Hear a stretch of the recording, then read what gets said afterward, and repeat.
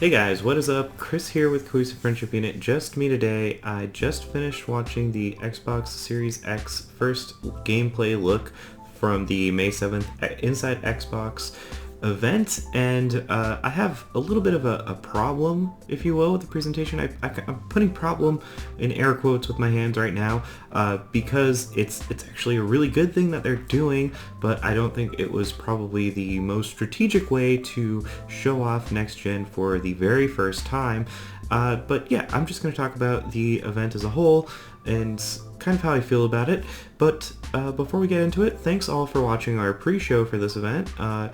If you want more next-gen coverage from us, please consider subscribing and let me know down in the comments what you were most excited for. I'm personally most excited that they announced, which is kind of unfortunate that I'm excited for an announcement of another presentation, but they announced during this that they are showing their first-party games starting in July. So that's personally what I'm most excited for. But what is my issue with this presentation, with this event? Because in our pre-show we were like, we want to see graphics, we want to see that new CPU cranked up, showing worlds that we could have never seen. We want to see next gen for the first time, not just CG trailers and mock-ups. And they hit us with what's called smart delivery, which was pretty much applied to every single game. A combination of smart delivery and Game Pass was in almost every single game that was shown at this event.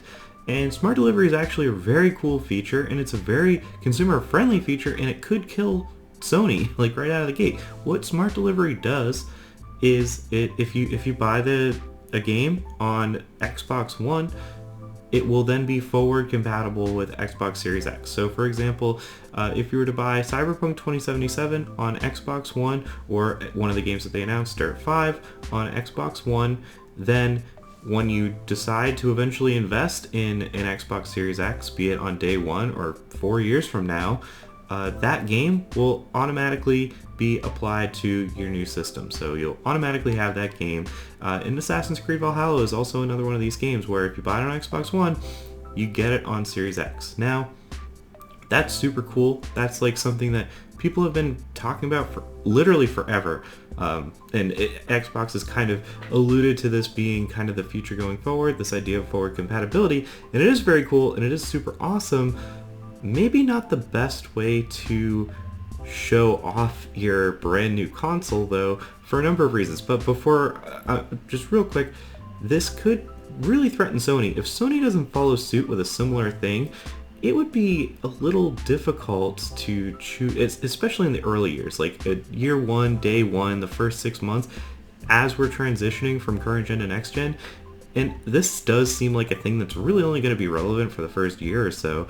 It would be hard for Sony to compete if they're not allowing this feature. Like if Sony's like, if you want to play Cyberpunk 2077, you have to buy the PS5 version, but if you also want to play it on PS4, you have to buy the PS4 version. That's a really strong reason to go the Xbox route. But let's talk about the problem with showing only smart delivery games.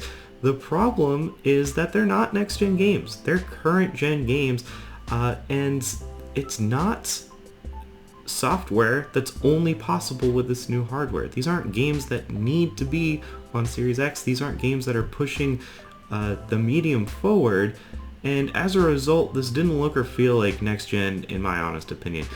Here's what I will say. It's not like it's a waste to buy a Series X to play these games. I mean, they were talking about like Dirt 5 will have 120 Hz mode. That's really cool to be able to play a console game at 120 Hz on your console, and if you really want that, that's something you should look into. But I'm sure Dirt 5 is going to run great on your Xbox One X. So it's like, yeah, there's reasons, and I'm sure the first few years it's going to be 4K 60 frames per second and ray tracing. That's like what's going to kind of sell it. And for some people, for a lot of people, that's really not reason enough. Like if you're already playing games at 4K 30 frames per second or 1080p with visual parity 60 frames per second on your Xbox One X, it might be hard for you to hop. What we were hoping for in our pre-show, and what I'm still hoping for, is to see a next-gen game, see a game that can only be done, see a world that can only be done with this new CPU, see physics that can only be done with this new CPU, really emphasize the power of ray tracing. And we didn't really get that. So it seems like we're going to have to wait a little bit longer to see what can only be done on next-gen besides 120 Hz and ray tracing.